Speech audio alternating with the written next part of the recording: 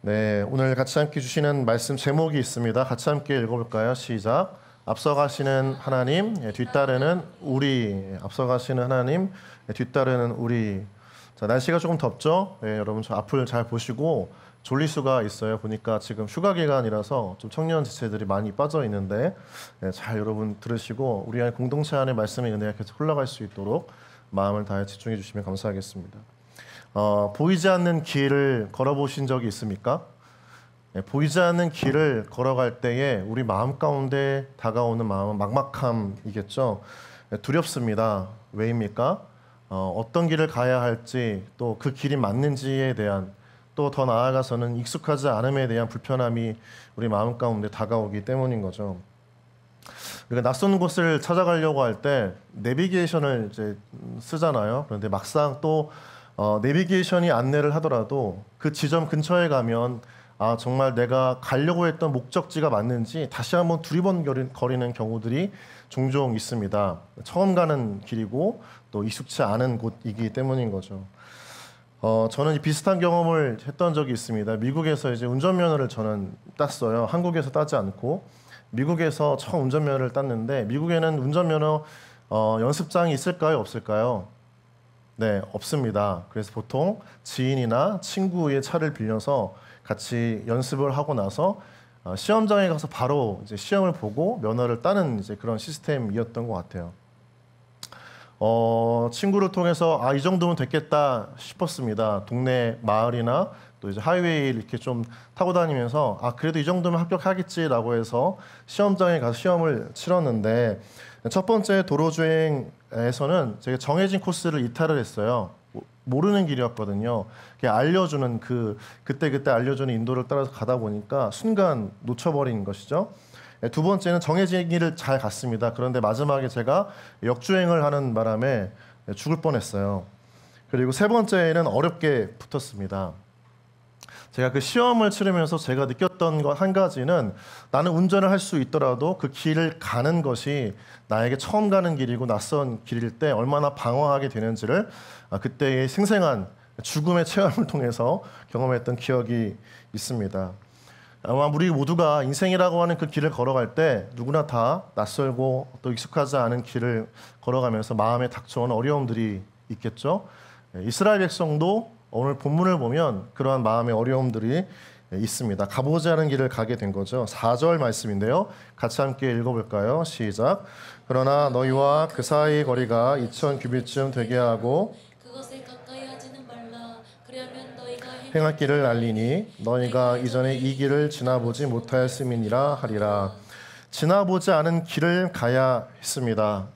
이스라엘 백성들에게 닥쳐진 이 상황 속에서 지나보지 않은 길을 가는 것만이 아니라 더 중요한 문제가 있다면 그 길을 가려고 시작도 하기 전에 길이 끊어져 있다는 거죠.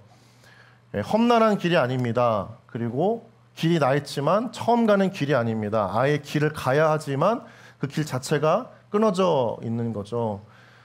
본문의 배경은 요단강입니다. 홍해와는 또 다른 차원의 인생의 큰 민족의 장벽이 이 눈앞에 있는 겁니다. 길이 없습니다.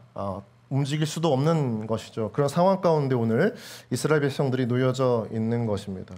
그들의 마음은 어땠을까? 아마 우리의 삶의 모습과 비교한다면 동일한 어려움이지 않았을까 생각이 듭니다. 어렵게 광야 여정을 마치고 이제 가나안으로 들어가는 그 목전 앞에서 길을 찾지 못했던 이스라엘 백성들의 삶. 우리 청년들의 인생 속에서도 어렵게 어떤 삶의 고난과 어려움을 이겨냈는데 이제 그 끝에서 새롭게 도전하고 싶지만 막상 어떻게 해야 할지 모르고 어떻게 길을 설정해야 될지 모르는 그 막막함, 무언가는 결정을 했지만 어디로 가야 할지 모르는 두려움들이 동일하게 있다는 것이죠. 오늘 말씀을 통해서 우리 가운데 주신 하나님의 메시지가 있다면 가보지 않은 길, 끊어져 있는 길을 우리가 걸어갈 때 어떻게 걸어가야 할 것인가, 하나님은 우리에게 어떤 말씀으로 교훈을 주시는지 함께 그 은혜를 나누기를 주님의 이름으로 축복합니다. 본문을 돌아가 보면 여호수아가 아침에 일찍 일어나서 뭔가를 준비하는 곳이 있습니다. 시딤입니다. 우리 3장 1절 말씀인데요. 3장 1절 말씀을 보면 이스라엘 자손들과 더불어서 시딤에서 떠나 요단에 도착했다 이렇게 이야기를 하고 있습니다. 요단 강을 이야기하는 거죠. 여러분 우리가 요단 강 하면 떠오르는 찬송가가 뭐가 있죠? 며칠 후 요단강 건너가 만나리. 보통 이 찬양은 어디서 많이 불려집니까? 장례식장에서 불려지죠. 죽었다 약간 이런 느낌인 것 같은데 사실은 이 요단이라고 하는 이 뜻의 의미는 자 한번 따라해 볼까요? 자 내려놓다. 내려놓다라고 하는 의미를 가지고 있는 거죠. 우리가 무언가 보이지 않는 길을 갈 때 또는 그 길을 가야 할 때 하나님께서 우리가 주시는 영적인 메시지 첫 번째는 무엇이냐면 우리가 내려놓아야 할 것이 먼저 있다는 것입니다. 우리 안에 내려놓아야 그 길을 걸어갈 수 있다라고 말씀을 하시는 거죠. 가보지 않는 길을 우리로 하여금 가게 하실 때 또 그 길 앞에 무언가 큰 결심으로 첫 발을 내딛게 하실 때 우리 안에 먼저 액션을 취하기 전에 내가 삶을 통해서 하나님 앞에 내려놓아야 할 것이 있다는 것을 말씀을 하시는 것입니다. 여러분 그 이스라엘 민족은 지금 홍해를 통해서 애굽의 삶을 끊어냈습니다. 그리고 이제 요단강 앞에서 지난 광야의 삶을 끊어내는 직면에 이르게 되었던 것을 보게 되죠. 여기만 넘어가면 바로 가나안입니다. 여러분 잘 생각을 해보시면 이스라엘 백성들이 이 홍해와 요단강을 건너면서 하나님께서 주신 두 가지 시험들을 이겨냅니다. 첫 번째 홍해를 통해서는 그 옛 노예된 애굽에서의 삶을 끊어내게 하시고 그들을 뒤쫓아왔던 애굽의 바로의 군대에 대한 두려움을 끊어내게 하시는 수장시키시는 하나님을 보게 됩니다. 그래서 아마 외적인 문제를 잠재우시는 하나님의 모습이 홍해 사건이었던 것이죠. 그런데 요단강에서의 이스라엘의 삶의 큰 문제는 무엇이었냐면 요단강에 오기 전까지 광야 속에서 이스라엘 백성들이 하나님 앞에 치열하게 싸웠던 한 가지 신앙의 문제가 있다면 무엇입니까? 불신앙입니다. 하나님을 믿지 못했던 것이죠. 하나님께서 광야의 길로 통과하게 하시고 가나안으로 향하겠다고 말씀하셨지만 그 과정 속에서 이스라엘 백성들은 끊임없이 불만을 표출하고 불평하고 하나님에 대한 신뢰를 의심합니다. 그러니까 홍해를 통해서 하나님께서 이스라엘 백성들의 외적인 문제를 잠재우셨다면 지금 하나님께서는 요단강 앞에서 이스라엘 백성들에게 내적인 무언가 문제, 하나님의 관계 속에 틀어진 부분들을 완전히 내려놓기를 바라신다라고 이야기할 수 있겠죠. 그게 바로 불신앙인 것입니다. 여러분 우리가 하나님 앞에 주어진 인생의 도전을 향해 믿음으로 걸어갈 때 가장 먼저 우리 안에서 하나님에 대한 불신앙의 마음을 내려놓기를 원하신다고 믿습니다. 가보지 않는 길을 가는 것은 모두에게 두렵습니다. 하나님도 그런 우리를 다 아십니다. 문제는 우리 안에 그 하나님에 대한 믿음이 바로 서 있는가 그렇지 않은가. 지금까지는 불평하고 원망하며 어떻게든지 하나님께서 이끌어 오셨습니다. 왜요? 광야에서는 외부의 적과 싸울 일이 없기 때문입니다. 그런데 가나안에 들어가서는 이제 정말 실제 전투가 이루어져야 합니다. 더욱더 하나님에 대한 주권이 고백되어져야 하고 하나님만이 우리의 전쟁에 승리를 주시는 분이다라고 확고한 믿음이 있어야 합니다. 우리 인생은 어떻게 보면 영적 전쟁입니다. 영적 싸움입니다. 치열한 우리의 싸움 속에서 하나님은 우리 그 길을 걸어가게 하실 때 가장 먼저 하나님에 대한 불신앙을 내려놓고 주님을 향한 온전한 삶의 주권을 인정하시기를 원하시는 것이죠. 하나님께서 요구하시는 것 5절 말씀 같이 함께 볼까요? 여호수아 3장 5절 말씀 읽겠습니다. 시작. 여호수아가 또 백성에게 이르되 너희는 자신을 성결하게 하라. 여호와께서 내일 너희 가운데 기이한 일들을 행하시리라. 여기서 성결은 회개를 의미합니다. 삶의 방향을 돌이키라는 것이고 마음을 뒤집어라 라고 하시는 것입니다. 후회나 뉘우침이 아니라 반성 정도가 아니라 완전한 변화를 요청하시는 것입니다. 더 이상 불평하지 말아라, 불신앙을 가지지 말아라, 의심하지 말아라 라고 하시는 것이죠. 왜냐하면 그때서야 하나님께서 하시는 일에 대한 눈이, 영적인 시야가 열려지기 때문입니다. 하나님께서 믿음으로 우리의 삶을 도전하게 하신다면 여러분, 우리 가운데 분명하게 요구되어지는 것은 그것을 볼 수 있는 영적 안목이 필요합니다. 세상은 우리를 끊임없이 방해하고 미혹하고 유혹할 때 그때에도 흔들리지 않고 하나님의 길을 볼 수 있는 영적 안목이 필요한 것이죠. 어떻게 해요? 하나님에 대한 불신앙을 내려놓고 회개, 우리의 생각과 마음과 행동의 완전한 변화를 이루어내 갈 때 하나님께서는 우리 가운데 예비하신 길을 보여주시리라 믿습니다. 여러분, 마태복음 3장 2절 말씀도 이렇게 말씀을 하셨죠. 같이 함께 읽어볼까요? 시작. 회개하라, 천국이 가까이 왔느니라 하였으니. 많은 사람들이 예수님께서 오시고 나서 그들 삶의 한가운데에 말씀이 육신이 되어 오신 예수님을 만났습니다. 구원의 길이 있습니다. 그런데 보지 못하고 가지 못했던 이유가 무엇입니까? 돌아서지 않았기 때문입니다. 길이 있지만 갈 수 없었던 것이 이스라엘 백성들의 불신앙이었던 거죠. 우리에게도 여러분, 숨겨진 보이지 않는 그러나 완벽한 우리 인생을 향한 하나님의 길이 있음을 믿으십니까? 그 길을 가려면 우리 안에 하나님에 대한 불신앙을 내려놓아야 합니다. 세상이 주는 압박감, 또 스트레스, 또 내 안의 연약함들이 우리 안에 찌꺼기가 되어져서 하나님의 길을 보이지 않도록 막아서는 불순물 같지만 끊임없이 우리 그걸 가라앉혀야 되고 흘려보내면서 우리 안에 하나님에 대한 완전한 신뢰를 날마다 고백하는 것이 중요합니다. 여러분, 그래서 한번 우리 옆 사람에게 한번 이렇게 좀 고백해 보실까요? 바라보시면서 매일 주님을 신뢰하기를 축복합니다. 시작. 하나님이 길을 인도하십니다. 여러분, 아침에 일어나면 기도하실 때 그런 고백을 좀 하셨으면 좋겠어요. 하나님, 오늘도 제 삶의 길을 인도해 가실 줄 믿습니다. 우리 만남을, 우리의 삶을 하나님께서 이끌어 가실 줄 믿습니다. 그 믿음의 고백으로 하루하루 삶을 살아간다면 한 걸음 한 걸음 내딛는 그 걸음 속에서 하나님께서 완전한 종착 지점에 우리를 인도하실 줄 믿습니다. 여러분, 리차드 백스터라고 하는 영국의 청교도 신학자는 이런 말을 했습니다. 당신이 거짓없이 철저하게 회개하면, 돌이키고 하나님을 온전히 신뢰하면 반드시 살리는 것이 하나님의 약속이다. 여러분, 이 고백을 통해서 여러분께서 하나님께서 보여주신 길을 보는 영적 눈이 열리기를 주님의 이름으로 축복합니다. 자, 그 다음에 여호수아는 이스라엘 백성들에게 독려를 합니다. 요단강을 건널 준비를 하라는 것이죠. 길이 끊어졌지만 여호수아는 담대합니다. 왜요? 하나님께 주신 비전이 있었기 때문인 것이죠. 여러분, 참 이런 은혜가 우리 가운데 또 청년의 인생 가운데 있기를 축복합니다. 끊어졌지만 보여지지 않지만 그러나 하나님께서 하실 일을 마음 가운데 믿고 준비를 하는 것입니다. 여러분, 이것이 신앙인 줄 믿습니다. 여러분, 우리는 우리의 역량과 우리 환경의 변화를 보고 준비하는 사람들이 아닙니다. 하나님의 일하심 하나만을 보고 믿음으로 준비하는 사람인 줄 믿습니다. 그게 우리의 인생의 태도여야 합니다. 여호수아는 지금 준비를 합니다. 길이 아직 열리지 않았습니다. 그리고 요단강은 여전히 범람하고 있습니다. 가장 물의 수위가 높을 때입니다. 캄캄합니다. 말이 안 되는 상황입니다. 그런데 여호수아는 준비합니다. 그 안에는 믿음이 있었기 때문이었던 것이죠. 하나님께서 길을 여실 것이다. 우리 한번 11절 말씀 함께 볼까요? 무엇 때문이었을까요? 11절 시작.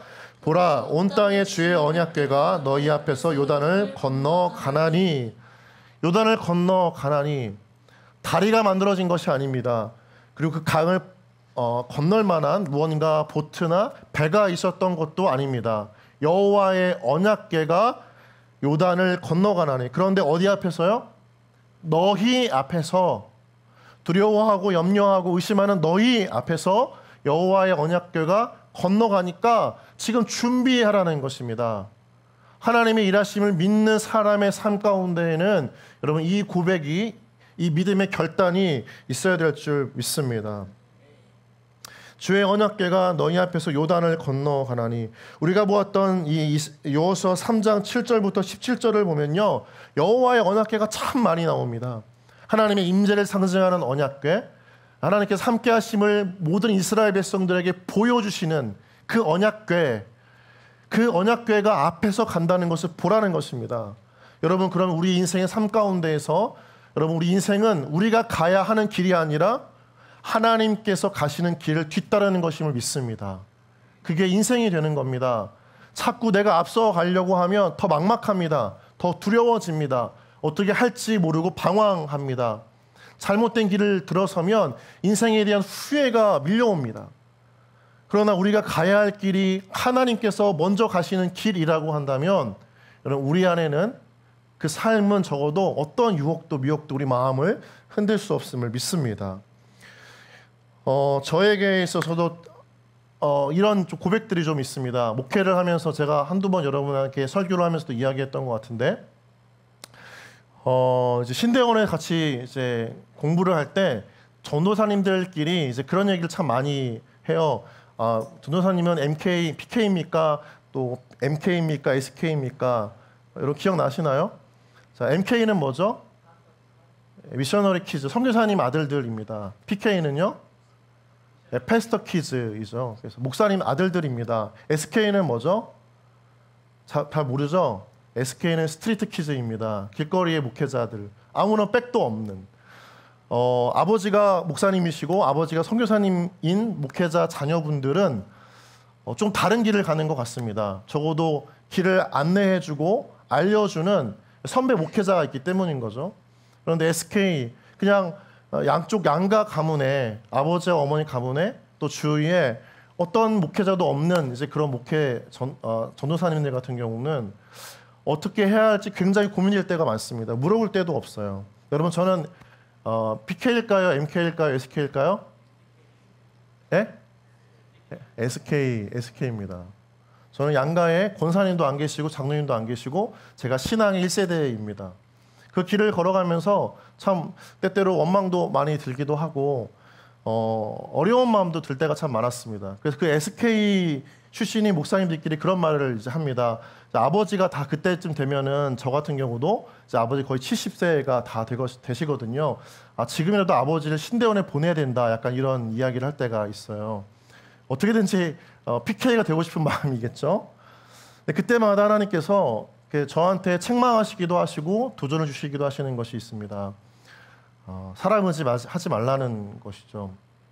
그 길이 빠른 길 같고 좋은 길 같고 조금은 마음에 평안함을 주는 길 같지만 불확실한 삶에 도전을 던지는 그 삶을 통해서 하나님의 살아계심을 또렷하게 경험하는 은혜들이 쌓여진다면 그것이 어쩌면 가장 큰 감사한 일이 아닐까. 우리가 이 땅에 청년으로 살아가면서 또 일터 크리스찬 살아가면서 누군가 나를 끌어주고 도와주고 함께 해줄 때 참 든든합니다. 그런데 그런 사람이 없더라도 그런 관계를 통해 주시는 내 안에 세상적 유익에 대한 이야기가 쌓여지기보다 불확실한 여러분의 인생 속에서 하나님께서 만들어 가시는 아름다운 은혜의 스토리들이 쌓여져 간다면 그것만큼 여러분의 삶을 통해서 하나님이 드러나는 분명한 메시지가 어디 있을까요? 여러분 그런 은혜가 있기를 주님의 이름으로 축복합니다. 뭐 금수저, 흙수저 다 필요 없습니다. 우리는 하나님의 자녀라고 하는, 우리를 인도해 가시는 분은 하나님이시다라고 하는 것. 내 삶의 든든한 백그라운드는 하나님 한 분뿐이다라고 하는 그 믿음으로 세상을 향해 담대히 도전하는 여러분 좀 되어졌으면 좋겠습니다.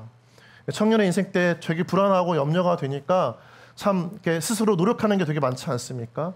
사람을 찾아다니고 뭔가 나에게 도움이 될 사람들, 어떤 기회들 이런 거에 되게 목마를 때가 참 많고 그런 사람들만 쫓아다니면서 그들 곁에서 무언가 얻으려고 하는 그런 우리 안에 욕구들이 참 많은데 그보다 앞서 우리 안에 그런 믿음이 좀 있었으면 좋겠습니다. 아무것도 가진 것이 없어도 하나님은 내 삶 가운데 가장 최고로 일하신다.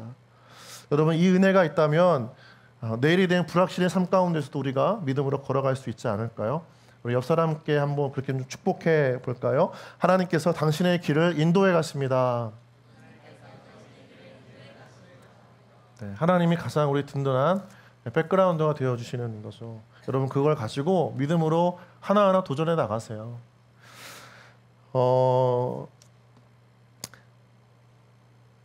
그 허드슨 테일러는 이런 고백을 했습니다. 중국 내지 선교회의 창시자이자 개척자이기도 한 분인데요. 같이 함께 읽어볼까요? 시작.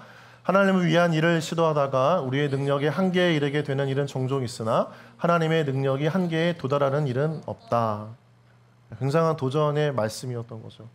수많은 사람들이 이 내지 선교, 그러니까 그 1900년도 전후, 그러니까 1800년 중반부터 해가지고 굉장히 오지가 굉장히 많고 아직 세상에 잘 알려지지 않았던 그 중국 땅의 내지로 들어가서 복음을 전하고 교회를 세워갔던 이 허드슨 테일러의 그 과감한 결단과 용기가 바로 이러한 믿음의 고백 속에 이루어졌던 것을 보면서 많은 목회자분들이, 많은 선교사들이, 많은 목사님들이 그 뒤를 따라서 중국의 아주 오지 내지로 들어가서 복음을 전파했던, 그러니까 누군가가 앞서갔던 그 믿음의 도전의 길은 훗날 따라가는 사람들에게 너무나 좋은 이정표가 되어 준다는 거죠. 사람이 이끌어주는 길은 우리에게 좋은 이정표가 될 수 없습니다. 사람은 바뀌고 떠나고 그리고 언젠가 또 우리를 배신할 수도 있기 때문이죠. 그런데 하나님께서 여러분 가운데 길을 뭔가 인도해 주신다. 내가 아무런 배경이 없는데도 하나님께 내 삶을 이렇게 이끌어 가셨던 은혜의 그 스토리들이 있다라고 하면 여러분 그것을 누군가에게 나누는 것, 내 옆 사람, 내 청년들, 함께하는 세런들에게 나누는 것만으로도 그들에게는 좋은 믿음의 이정표가 되는 거예요. 오늘의 나는 굉장히 두렵고 떨림으로 그 한 발을 내딛지만 그 한 발 한 발이 누군가 같은 길을 걸어가는 또 다른 청년들에게는 이렇게 가야 하는 거라고 하는 이정표를 세우는 흔적이 됩니다. 여러분은 불안하지만 여러분의 그 불안한 고민과 방황 속에 내딛는 믿음의 결단이 누군가에게 아름다운 길을 인도해가는 그런 통로가 되어지길 주님의 이름으로 축복합니다. 자, 마지막입니다. 14절 말씀인데요. 믿음으로 떠날 때 우리 가운데 요청하시는 거 14절 읽겠습니다. 시작.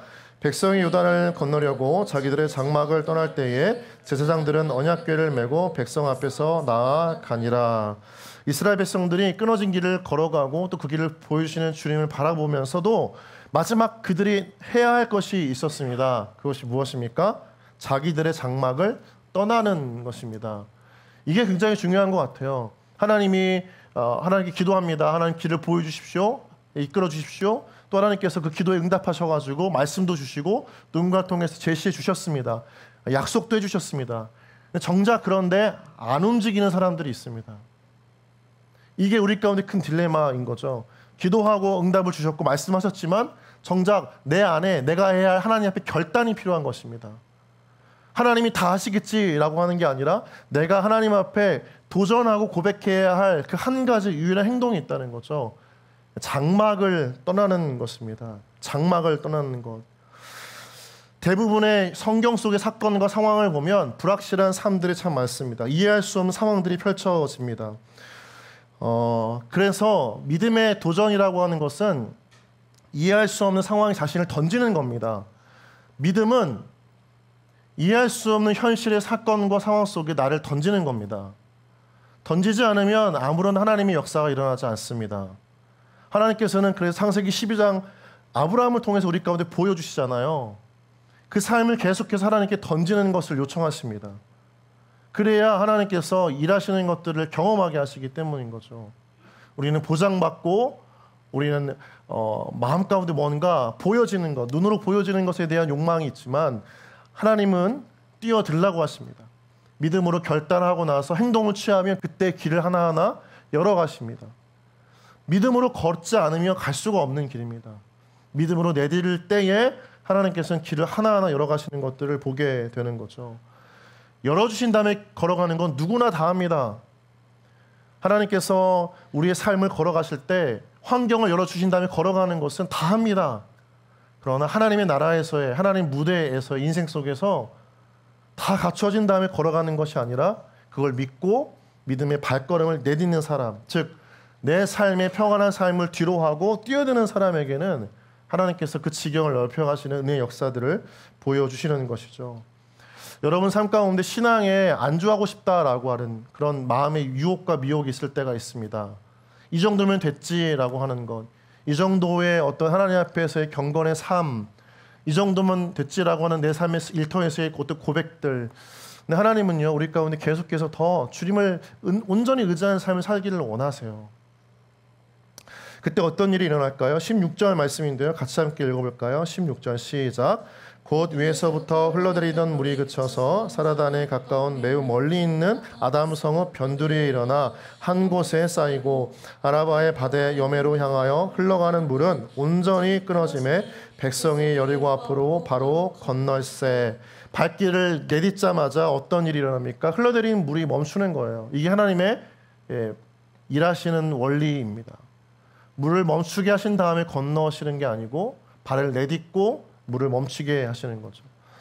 언약궤를 맨 제사장들은 범람하고 있던 요단강에 발을 들여놓습니다. 홍해도 마찬가지였습니다, 여러분. 물에 발을 담그지 않고 하나님이 다 열게 하신 다음에 건너갔던 것이 아닙니다. 잘 기억하십시오. 물에 믿음으로 발을 담근 다음에 그때 하나님께서 홍해와 요단강을 가르시는 것입니다.